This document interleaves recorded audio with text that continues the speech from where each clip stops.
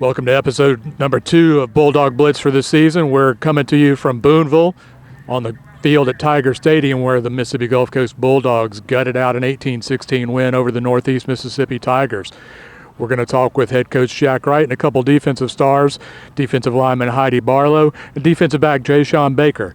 Later on in the show, we'll talk with Chris Hydee about his men's soccer team. We'll also introduce you to Phillip, the Gulf Coast quarterback. Stick around. Here on the field at Tiger Stadium with Gulf Coast head coach Jack Wright. Jack, that was just a tooth and nail, a battle all the way to the end, and you guys managed to gut it out tonight. We did. Just, really, really proud of the kids for the fight all the way to the end. That really kind of shows the character of our football team. We talked about it before the game. I had a feeling it was going to be close. We talked about playing 60 minutes. We talked about, if going into overtime, double overtime, you got to keep fighting. We didn't get to that, but it felt like that. It felt like an overtime game, very close. Just proud we won.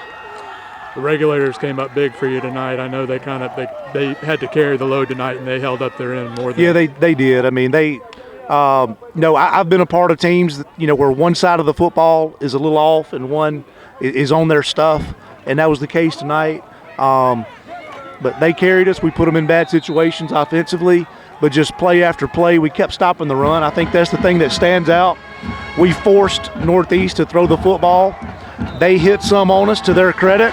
But, consistently, they didn't really get anything going. And it's just a credit to our physical nature, our pursuit of the football, and just really proud of what that side of the ball did. A lot of turnovers tonight. There were some special teams things to be really happy about. You get a punt block late, which was huge, that got you field position inside the 10, I think inside the 15.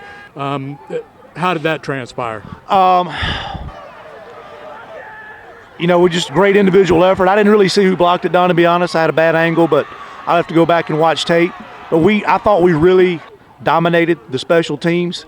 They hit 3 or 4 key field goals on us. But other than that, our coverage teams, our kickers, George Caratan had a huge night tonight, keeping them deep in their own territory. I really felt that flipped in our favor. That is a great feeling. I think, defensively we won that side of the football. I think special teams was close, but I think we took a victory there. And offensively we struggled. You mentioned everybody on special teams, but the guy who kicked the winning field goal had a couple of big field goals tonight, maybe 3. Dylan Watson stepped up. He missed a couple field goals last week and certainly redeemed himself tonight. Yeah, true freshman. Straight out of high school, got a lot of leg talent. And that's not a guarantee right there with the game on the line and a young kicker. A great job by him of just banging it through. He's got a really strong leg. We've seen him kick some deep ones in practice, but you're right, he came through for us tonight. You mentioned the offense not really having a great night.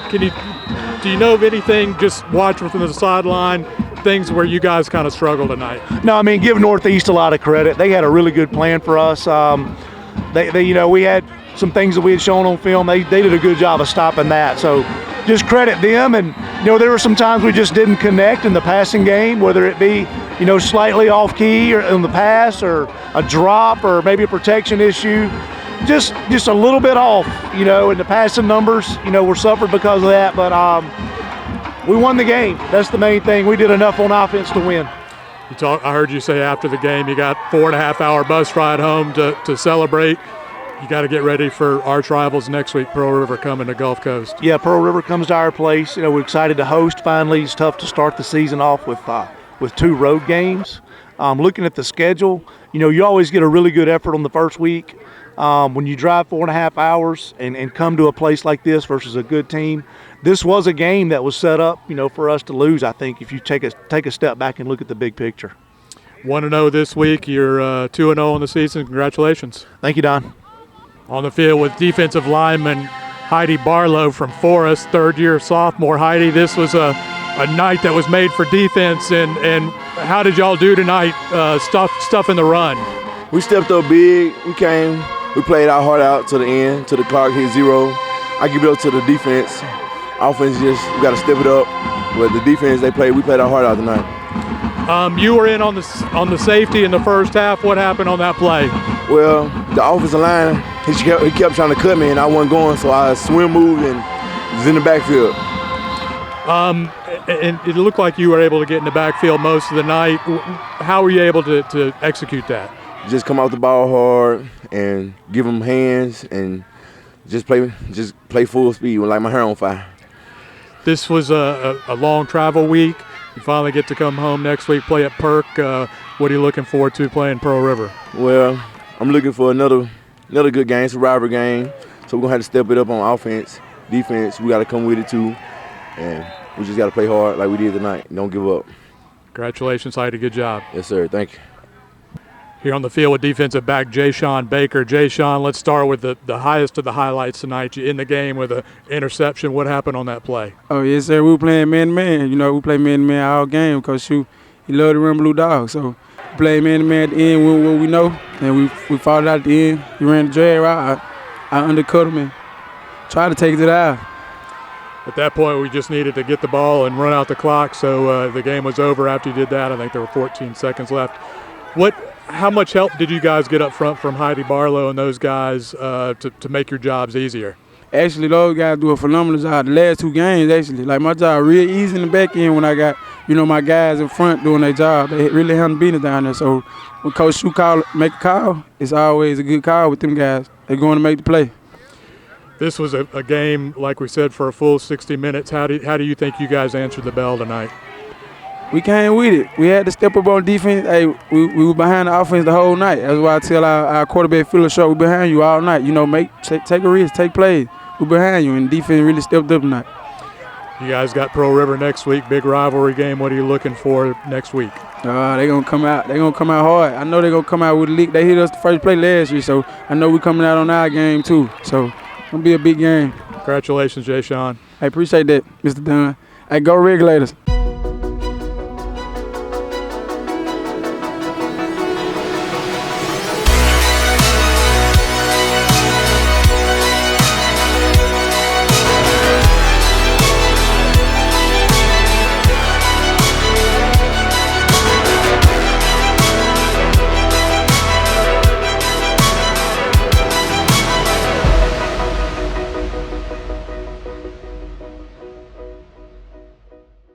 Phillip Schwartz, a sophomore quarterback from Flowood, played at Madison Ridgeland Academy. Let's meet Phillip Schwartz.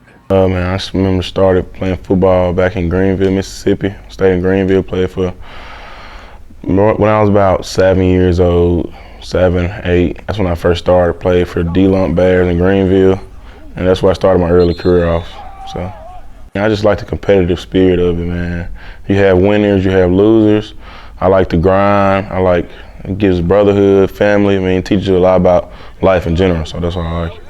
I chose to come to Gulf Coast because me and Coach Wright had a great connection. He recruited me. He was actually my first offer, so he offered me first. And, I looked at that 2019 team and I saw the energy that they had there, with Chance leading the pack and some guys over there now. And, I was like, I wanted to be a part of that. So, I know Chance personally. We text a lot. We go back and forth. We train together in all season, so, yeah. I love Coach Wright. He's like, he good. He makes sure we know the scheme, we know the game plan. We're gonna rep it out a million times. He's gonna make sure you prepare before you go on the stage. So that's one thing I like about him. He's puts me in situations to win. He put his team in a lot of good situations to win. So he's pretty much even keel.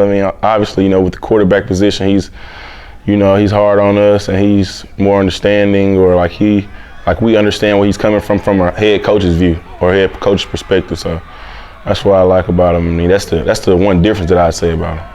And they're top notch. I've been to a lot of junior colleges, just campuses, and Gulf Coast is top notch. You have recovery for the athletes. You got the new calf. Everywhere you look, it's nice on campus. So reminds me a lot of home. I like the campus. It's a lot of activities going on campus. I always get messages on my phone about something going on at the the buildings or like they always got something going on around campus. So I mean, I feel like I like campus a lot. So they interact really good. I mean, in the cab, that's your main time for community and socialization. So I feel like, you know, I get to socialize with everybody a lot, and you got good people here from the security to the police to the teachers, the cafeteria workers. I mean, it's all good here. I expect us to, you know, just go out every game, execute.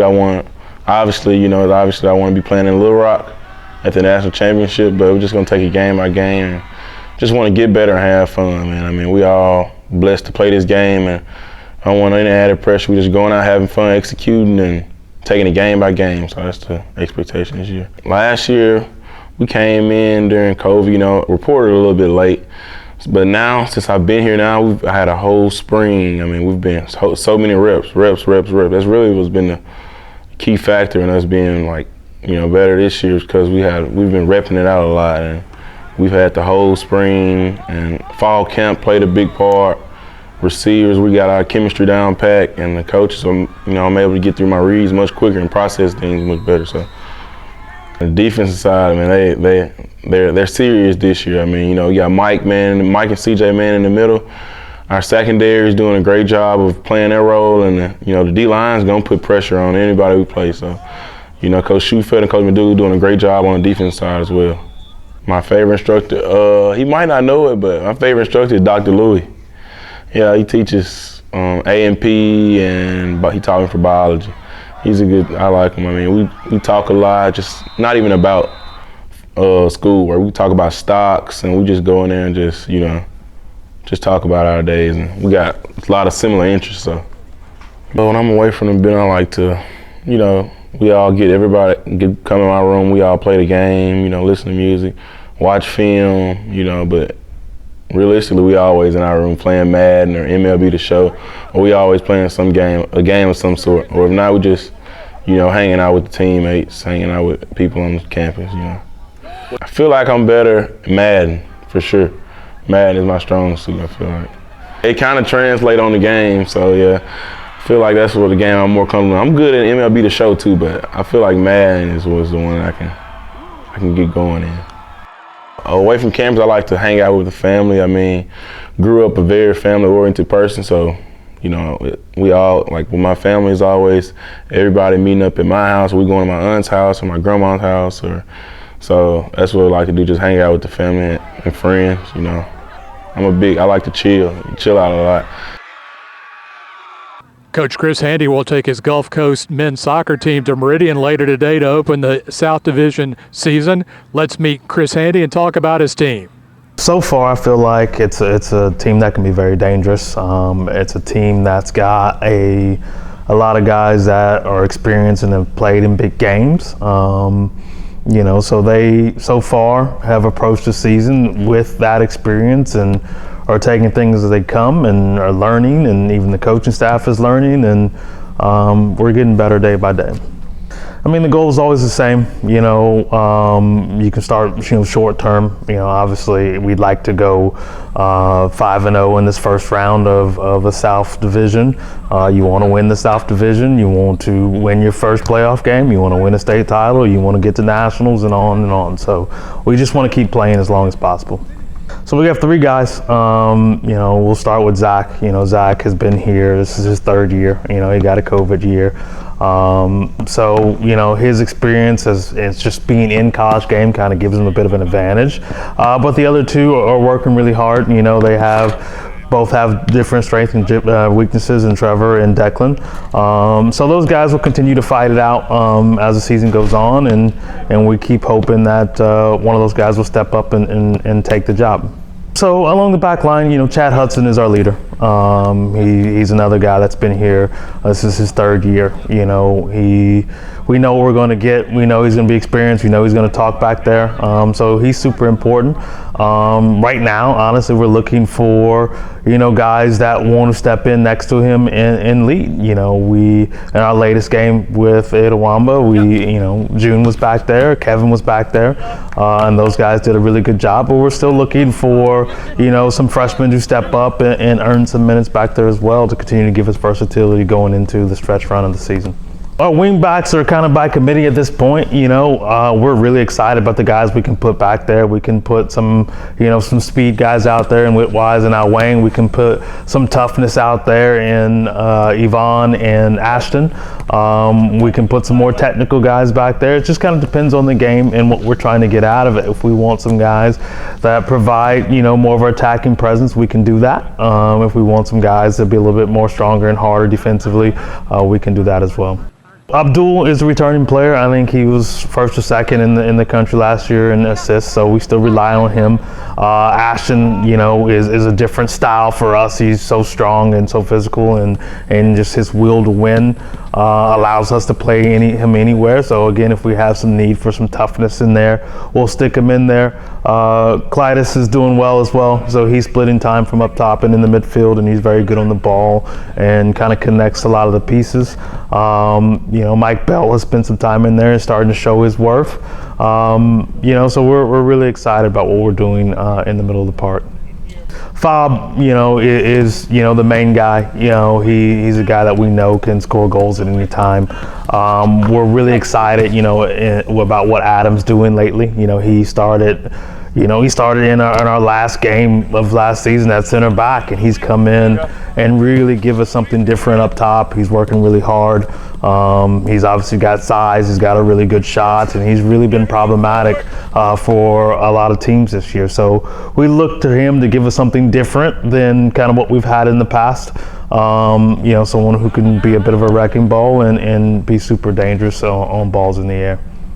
It's going to be tight again. It's hard to tell. It's been an odd year just with cancellations on COVID, and you're not sure who's playing. To be this late in the season and really have no idea who's good and who's not is a bit different. So it's going to be up and down. Last year it went to the last game of the season. Now, none of the spots were settled until we played our last game. I kind of expect the same thing for it to be very tight between Jones and Pearl River and ourselves. We'll continue to battle it out, and I think us as a coaching staff have been really pragmatic about our approach and really focused in on starting strong. We don't want to play catch up this year. We want to make sure that people are chasing us as opposed to the other way around. Thank you for joining us for another episode of Bulldog Blitz. Next week we'll be back home in Perkinston for our first home game of the season. Our rival Pearl River makes a 26-mile trip from Poplarville. We hope you'll join us after that. We'll see you next week.